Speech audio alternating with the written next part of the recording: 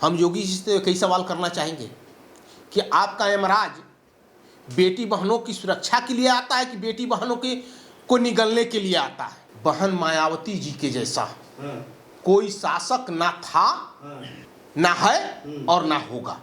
तो ये बहुत अगर जातिवाद नहीं फैला रहे हैं और ये बहुत साफ सुथरे हैं, तो यादव कथावाचक के साथ क्या हुआ इसका जवाब अब देंगे क्या योगी जी? क्या वो हिंदू नहीं था? और पुतले तोड़ने से हम दलित अल्पसंख्यक पिछड़ों का हौसला नहीं तोड़ देंगे। आप एक तोड़ेंगे 100 बाबा साहब तैयार होंगे। तो ये जो नेता है ना, ये अपने वोट और अपने पॉपुलैरिटी के लिए लड़ रहे हैं, ना कि उनको न्याय दिलाने के लिए। जैसे कि कल के घटना में प्रमोद जी, आप ये बताएं कि जो उत्तर प्रदेश में अभी कल की घटना है, वहाँ पर किसी भी नेता को वहाँ जाने नहीं दिया जाए, क्या कहेंगे उस पर मेरठ में? देखिए, घटना मेरठ की हो, घटना हाथरस की हो, घटना उत्तराखंड की हो या घटना बिहार की हो, सबसे पहली बात तो हमें ये सोचना चाहिए। हमारे माननीय साहब एक बात कहा करते थे, चूँकि हम लोग कांसीराम साहब से जुड़े रहे हैं और हम लोग बहुजन समाज के मानने वाले हैं, संविधान में विश्वास करते हैं और बाबा साहब के अनुयायी हैं। और हम लोगों की दृष्टि जो उन लोगों के द्वारा हम लोग को बताई गई कि अपराधियों की कोई जाति नहीं होती, ठीक है? चाहे वो दलित समाज से हो या पिछड़ा समाज से हो या श्रमण समाज से हो या मुस्लिम समाज से हो, अपराधी अपराधी होता है। उसकी एक ही जात होती है और उसका ठिकाना होता है जेल। और उसके प्रति कोई भी जितने भी संविधान की व्यवस्थाएं हैं, कानूनी व्यवस्थाएं हैं, उसके तहत उस पर कार्रवाई होनी चाहिए। लेकिन जो हालात हाथरस में देखने को मिला, जो हालात बिहार में देखने को मिला, जो हालात उन्नाव की घटना को लेकर हो रही है या वे मेरठ की, हम यही चीज महसूस कर रहे हैं कि कानून और व्यवस्था से लोगों का विश्वास उठता जा रहा है और इसकी सीधी सीधी जिम्मेदार वर्तमान सरकार और प्रशासन में बैठे उच्च अधिकारियों की वजह से हो रहा है। इन लोगों के साठ गांठ से इस तरह की घटनाएं हो रही है। आप कैसे कर सकते हैं? योगी जी कह रहे हैं कि अब यहाँ यमराज हर चौराहे पे मिलेगा आपको। वहाँ पर गुंडे बदमाश है तो जेल में है, तो यूपी छोड़ के बाहर चले गए हैं। हम योगी जी से कई सवाल करना चाहेंगे कि आपका यमराज बेटी बहनों की सुरक्षा के लिए आता है कि बेटी बहनों के को निगलने के लिए आता है? उन्नाव कुलदीप सेंगर, उस बेटी को तो आपका यमराज आके बचा नहीं सके, लेकिन आपने यमराज बन के उस कुलदीप सेंगर की सुरक्षा में लगे हुए हैं। आप छोटी सी छोटी घटना पे, जहां एससी ओबीसी माइनॉरिटीज की बात आती है, आपका बुलडोजर पहुंच जाता है।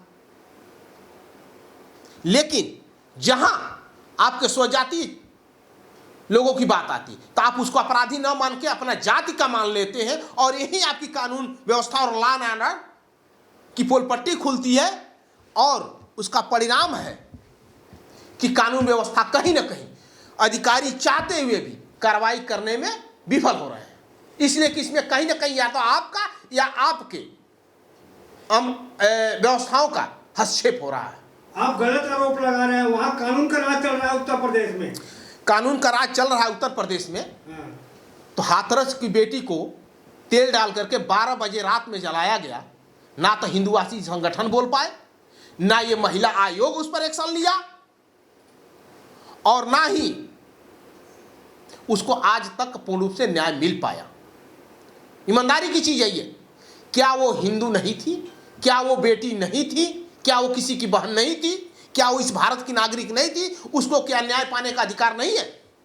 अगर है तो जोगी जी मुझे ये बताएं कि उस लड़की को जलाने में जो भी प्रशासन के लोग थे, क्या उनके खिलाफ आज तक कार्रवाई हो पाई? ना तो ये नेता पूछ पा रहे हैं और ना वो उसको जवाब दे पा रहे हैं। क्या लगता है कि मेरठ में बुलडोजर जाएगा, वहां पर पहुंचेगा, या तेल खत्म हो गया? यही तो मैं सवाल कर रहा हूं ना जोगी जी से आपके माध्यम से कि आप हमें जवाब दें कि इन लोगों के खिलाफ आपका बुलडोजर पहुंच जाता है, लेकिन जब कुलदीप सिंह सेंगर जैसे लोगों के हाथरस बेटी के साथ जिन लोगों ने आरोपित वो किया, उन लोगों के घर पे बुलडोजर के, उन्नाव की बेटी के साथ हुआ उसके घर में बुलडोजर पे, या मेरठ में जो बेटी के साथ हुआ है अभी वर्तमान में कल परसों घटना है, उन अपराधियों के घर पे बुलडोजर योगी जी का कब चलेगा?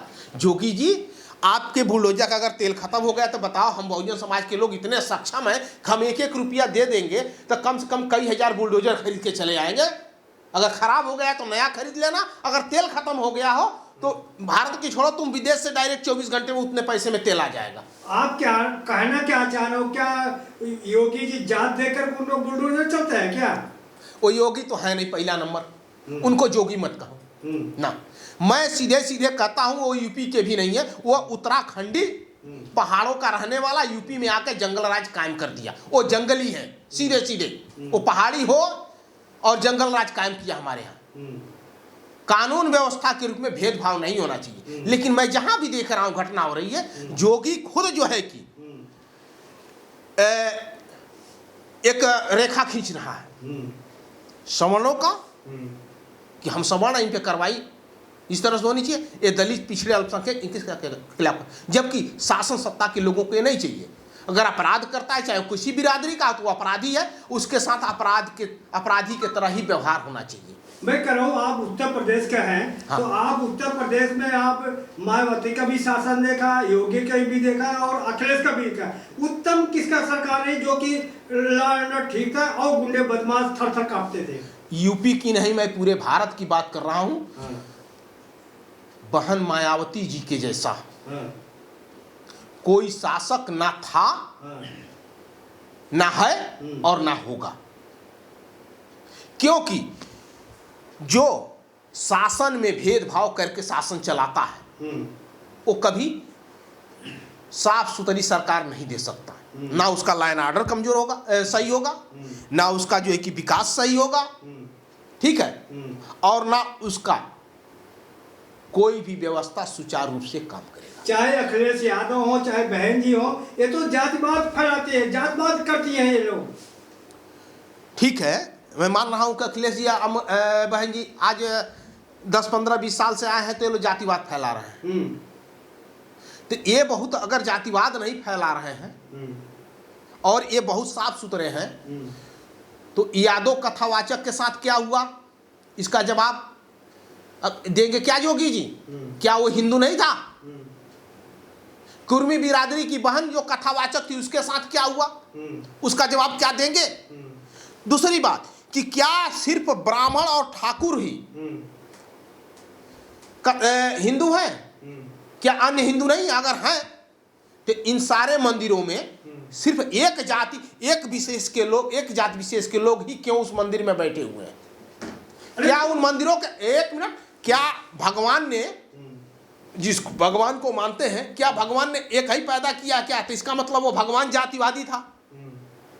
वो भगवान जातिवादी था तो सिर्फ इन लोगों को वो पैदा किया।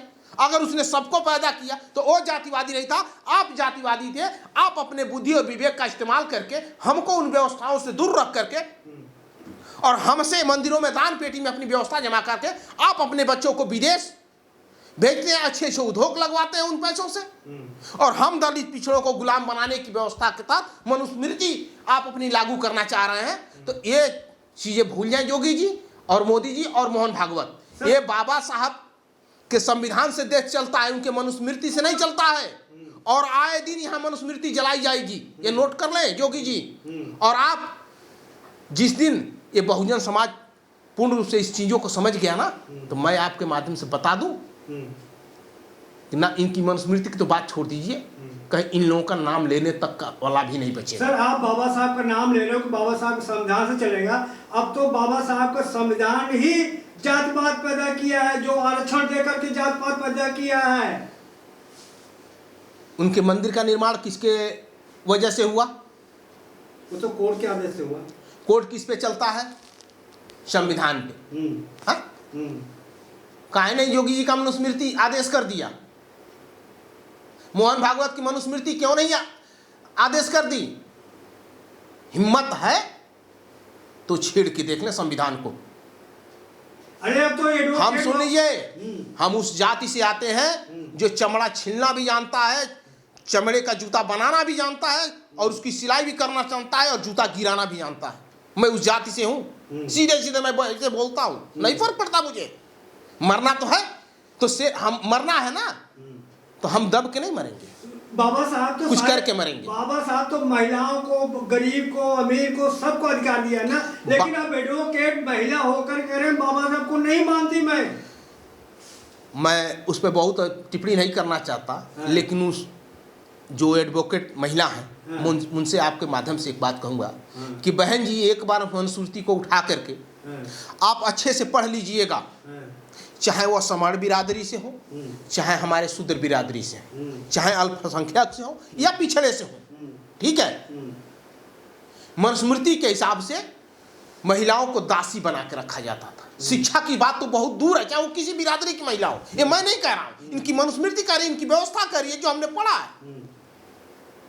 लेकिन ये ज्योतिबा फूले, माता सावित्री बाई के संघर्ष का परिणाम, शिक्षा की तरफ महिलाओं का कुछ रुझान हुआ, और बाबा साहब ने संविधान के तहत उसको एक व्यवस्था दे दी, जो आप एडवोकेट बन रही हैं, भारत के सबसे बड़े जो कि पंचायत की मेंबर बन रही है, पार्लियामेंट की या असेंबली की, या गांव की प्रधान तक अगर आप बन पा रही हैं, या टीचर या एडवोकेट बन रही हैं, या आईएएस या पीसीएस बन, तो ये बाबा साहब की संविधान, ज्योतिबा फूले और माता सावित्रीबाई फूले की त्याग की परिभाषा है। जब आप लोग मनुस्मृति को जलाएंगे तो बाबा साहब का पुतला भी जलाया जाएगा। आप अनिल मिश्रा को देख रहे हो ना, वो कागज बाबा साहब का पुतला जला रहे हैं कि जब प्रतिक्रिया में प्रतिक्रिया। बहुत अच्छा सवाल आपने कर दिया। ये बताइए, लोग जलते किससे हैं? उसी से जलते हैं ना जिनका नाम होता है, जिसका सम्मान होता है। इनके बाबा साहब के पुतले जलाने से क्या हो जाएगा? पुतले जलाने से कोई फर्क नहीं पड़ता। बाबा साहब का संविधान चिल्ला रहा है। तो और ये एक सेकेंड पहले बात तो पूरी हो जाने दीजिए। आपने सवाल किया तो उसको 139 देशों में बाबा पूजनीय है, भारत की छोड़ दीजिए। हाँ, और पुतले तोड़ने से हम दलित अल्पसंख्यक पिछड़ों का हौसला नहीं तोड़ देंगे। आप एक तोड़ेंगे 100 बाबा साहब तैयार होंगे, 100 बाबा साहब की प्रतिमा तैयार होगी। इतना तो आप समझ लीजिए। आपके तोड़ने से बाबा साहब नहीं मिटने वाले हैं। और आप भारत रत्न कब बाबा साहब को मिला है? भारत रत्न कब मिला है? मानवर कांसीराम साहब के आने के बाद मिला है, जबकि बाबा साहब को भारत रत्न बहुत पहले मिल जाना चाहिए। लेकिन इस तरह से ये जातिवादी व्यवस्था के तहत उनको भारत रत्न नहीं दे रहे थे कि अम्बेडकर साहब विश्व विख्यात जन। अरे आप क्या भारत रत्न दोगे? बाबा साहब तो हमारे विश्व रत्न हैं, विश्व के पूजनीय हैं। तुम्हारे एक भारत रत्न से हमारे बाबा साहब को बहुत फर्क नहीं पड़ता। तो क्या आप मानते हैं बाबा साहब का संविधान बाबा साहब ने लिखा कि BN राव ने लिखा है? BN राव चपरासी था बाबा साहब का। तो क्यों बाबा साहब का नाम छोटा किया जा रहा है? ऐसा है ना कि हमारे गांव में एक कहावत कही जाती है ना, कि जब झगड़ा होता है, ना आटब तो दांते काटब। समझ रहे हैं ना? तो ये दांत काटने वाली कहावत है कि कुछ नहीं कर पाएंगे तो लोगों को इधर बरंगलाओ, इधर को उधर बंगलाओ। अरे तुम्हारे बरंगलाने से क्या होगा? जब समय था कि हम कुछ समझ नहीं पा रहे थे, आज तो इतनी समझ हो गई है कि थोड़ी सी समझ और आ जाए तो आप कहीं नजर नहीं आओगे। तो मनुस्मृति क्यों चलाते हो? मनुस्मृति चलाने से क्या हो जाएगा? आप उसको पढ़ो। मनुस्मृति, हाँ, मनुस्मृति जानते हैं किनको पढ़ने की जरूरत है? हमें नहीं पढ़ने की जरूरत है। अभी आपने जो महिला एडवोकेट का कहा है ना, हाँ, वैसे है ना, हाँ, वैसे धारणा रख के जो ये कह रही हैं उनको पढ़ाने की जरूरत है कि ये देख लो तुम्हारी हैसियत क्या थी। हाँ, उनको उसको पढ़ा के उनकी हैसियत बताने की जरूरत है, हमें नहीं। अच्छा सर, एक लास्ट सवाल सर, क्या हाथरस की बेटी को 6 साल हो गया सर, अभी जो कोर्ट ने ऑर्डर दिया था सरकार उसको अमल नहीं कर रही है, क्या लगता है न्याय मिलेगा? अब हम बता रहे हैं, इस पर अगर हम सवाल करते हैं कुछ हमारे समाज के लोगों को भी बुरा लग सकता है, कुछ नेताओं को ही बुरा लग सकता है। आप लड़ाई लड़े, ठीक है, मुकदमा दर्ज हुए, अपराधी जेल गए, जो भी हुआ सब ठीक है। सबसे पहले यक्ष प्रश्न तो ये बनता है कि क्या उसमें जो भी संलिप्त IAS IPS PCS थे उन पे कार्रवाई की गई, मुकदमा दर्ज किया गया या नहीं? अभी तक आधा अधूरा कार्रवाई तो आपका ग्राउंड पर ही पड़ा हुआ है। कोर्ट की आदेश की बात छोड़ दीजिए, तो ये जो नेता है ना, ये अपने वोट और अपने पॉपुलैरिटी के लिए लड़ रहे हैं, ना कि उनको न्याय दिलाने के लिए। जैसे कि कल के घटना में, जो मेरठ की घटना है, आते ही कोई दीवार फांद के दौड़ रहा है, तो कोई जाके रोड पे अपना पॉपुलैरिटी दिखा रहा है कि मैं प्रशासन से लड़के जा रहा हूं उससे। अरे मिल जाने से क्या, उसके घर पे पहुंच जाने से उससे न्याय मिलेगा? नहीं, न्याय कार्रवाई से मिलेगी। घटना तो हो चुकी है, मैं मानता हूं पीड़िता है, उसके साथ में खड़ा होने की जरूरत है, लेकिन उससे बड़ी आवश्यकता है कि जो बाबा साहब के द्वारा बनाए गए संविधान और जो नियम है उसके हाथ उस घटना पे कार्रवाई प्रशासन कर रहा है कि नहीं कर रहा, इस पे हमें ज़रूरत है। मुझे एक बात के लिए बहुत खुशी होती है, और इस आपके चैनल के माध्यम से, आप जो भी आपके दर्शक देख रहे हैं उन सबके माध्यम से मैं एक बात जरूर कहूँगा माननीय बहन जी को, कि वो बहुत कुछ ना करके वो जो भी कदम उठाती है बहुत ठोस और बहुत सोच समझ के, मैं इनकी बहुत जितनी तारीफ करता हूँ, बिल्कुल सही है। और जो वो कहती है कि हम बाबा साहब के संविधान को मान के चलते हैं, कानून में विश्वास रखते हैं, उन्होंने इसके तहत जो अपनी टीम उन्होंने बनाया, जो निर्देश किया अपने नेताओं को, वो सीधे सीधे सबसे पहले थाने पे गए और थाने पे उन्होंने कार्रवाई की व्यवस्था देखी, प्रशासन से बात की, फिर वहाँ से प्रशासन से कहा कि मैं शांति ढंग से उस परिवार से मिलूंगा। वो लोग आए और इतने अच्छे तरीके से बात कर रहे थे, मैं आप लोगों के माध्यम से मैं उसको देख पा रहा, क्योंकि मौके पर मैं नहीं हूँ, तो मुझको इतना अच्छा लगा कि उन्होंने प्रशासनिक कार्रवाई की जानकारी ली, जो उनको उसमें लगा कि नहीं ये सही नहीं हो पा रहा है, उसके लिए उन्होंने उनसे बात की कि नहीं, इस पर नहीं, ऐसे नहीं, ऐसे कार्रवाई होनी चाहिए। परिवार के लोगों से मिला इतना शांत तरीके से, और उस पर कार्रवाई ठोस हुई भी, गिरफ्तारी हुई, चाहे जो भी थे वहाँ से, मामला जो भी हो, लेकिन आया ये प्रश्न, ये बहुत अच्छा लगा। बाकी नेताओं ने क्या दिखा, ना कार्रवाई पे क्या आपने क्या कार्रवाई किया, इसकी जांच पड़ताल नहीं की, बस वहाँ जाके उनको क्या हम दलित पिछड़े अल्पसंख्यकों की अब यही हैसियत रह गई है कि महान बेटियों की इज्जत लूट जाए, मौत वो आए मर्डर करके चले जाएं और हम मुआवजा के लिए तड़पते रहें? क्या मुआवजा से हमें न्याय मिल जाएगा? मुआवजा से बड़ी बात यह है कि अगर ये 85% की चिंता करते हैं, चाहे जो भी नेता हो, मैं किसी एक पे नहीं, इसलिए कि तमाम लोग उसकी राजनीति कर रहे हैं, हिम्मत है तो एक बार केंद्र सरकार से सवाल करें। बिहार में ठाकुर और मौर्य, ठाकुर की बेटी सवर्ण जात की बेटी और मौर्य पिछड़े वर्ग का बेटा लव रिलेशनशिप में थे, उन लोगों का चल रहा था अफेयर, लड़के लड़की जिद पे थे कि हम शादी करेंगे, वहां पे मौर्य समाज के बेटे को मारा गया, पिछड़े समाज का था। अगर यहां भी इस तरह की बात आ रही है तो यहां दलित समाज को मारा गया, यानी जहां भी मामले इस तरह के आ रहे हैं वहां 85% के लोग ही मारे जा रहे हैं। ये बहुत बड़ा एक सोचने वाली विषय बन गई है। तो जो मेरठ की घटना है आप जोड़ रहे हो, बता रहे हो, और जो हाथरस वाला है, क्या ऐसे फिर दोबारा घटना के लिए नेता इंतजार कर रहे हैं, तब इसका रोकथाम लगेगा? क्या है इसका रास्ता? एक चीज सुन लीजिए, जो हाथरस में कार्रवाई अभी तक पूर्ण नहीं हुई, मैंने अभी बताया कि जिस बेटी को 12 बजे रात में जिन अधिकारियों ने तेल डालकर जलाया, कार्रवाई में विसंगतियां पैदा की, जिसका परिणाम हो हल्ला काफी दिनों तक चला, उन अधिकारियों पर क्या कार्रवाई हुई? खैर, जिन लोगों ने घटना का अंजाम दिया, आपने चाहे ना चाहते हुए भी आपने उसके खिलाफ कार्रवाई किया, वो तो वहां तक समझ मुझको आ रहा है, ठीक है आपने किया, लेकिन जो उसमें अधिकारी लिप्त थे उन पे अभी तक कार्रवाई प्रशासन द्वारा क्यों नहीं किया गया? इस पर ना नेता कोई बोल रहा है, ना प्रशासन बोल रहा है, ना सरकार बोल रही है। क्यों नहीं बोल रहा है? इसलिए कि जो नेता है वो सिर्फ भुनाने पे लगे हैं कि दलित की बेटी हो, मुस्लिम की बेटी हो, पिछड़े की बेटी हो या सामान्य की बेटी हो। सुन लीजिए, चाहे वो भाजपा हो, कांग्रेस हो या जो भी पार्टियां, बस इस तरह की घटना हुई, गए फोटो खिंचवाए, ट्विटर पर लगाए, है ना, इंस्टाग्राम पे डाले, सोशल मीडिया में आ जाए, मीडिया में आ जाए, लोग हमें जान ले, हमें नेता अपना मानने लगे।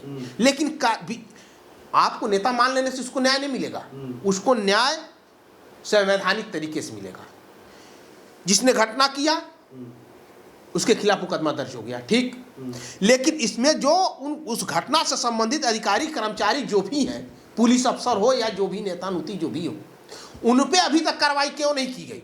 चाहे जितने लोग चिल्लाए हाथरस में जाके, मैं उन सबसे सवाल पूछता, उस पर क्या इन लोगों ने सरकार के खिलाफ कभी धरना प्रदर्शन किया कि तुमने उसमें जो लिप्त अधिकारी कर्मचारी थे जो बेटी को जलाए ले जाकर हंसते हुए उस बेटी को जला रहे हैं, मट्टी का तेल डालकर हंस रहे हैं, क्या उनकी वो अपनी बेटी को इस तरह से तेल डाल के जलाते हुए हंसेंगे? क्या बेटियां भी दो वर्गों में बटे क्या, कि जो सवर्ण की बेटियां जलाई जाएंगी वो देश की बेटी है और जो दलित है वो दलित की बेटी है? देखिए, मेरे सोच में बेटी बेटी होती है, चाहे वो सवर्ण की हो, चाहे अनुसूचित की हो, चाहे पिछड़े वर्ग की हो, चाहे अल्पसंख्यक वर्ग की हो, चाहे किसी की बेटी हो, बेटी बेटी होती है। बेटी किसी जात की नहीं होती है, एक बेटी बेटी ही होती है, ठीक है। और किसी भी बेटी के साथ इस तरह की घटना ना हो, मैं इसके लिए खुद दुआ करता हूँ, प्रार्थना करता हूँ। अगर इस तरह की घटना होती है, उसमें चाहे जो भी हो, खुद मैं ही क्यों ना हो, मुझको न्यायिक दंड भुगतना चाहिए और इसमें सरकार को बगैर देरी किए हुए समुचित कार्रवाई करनी चाहिए।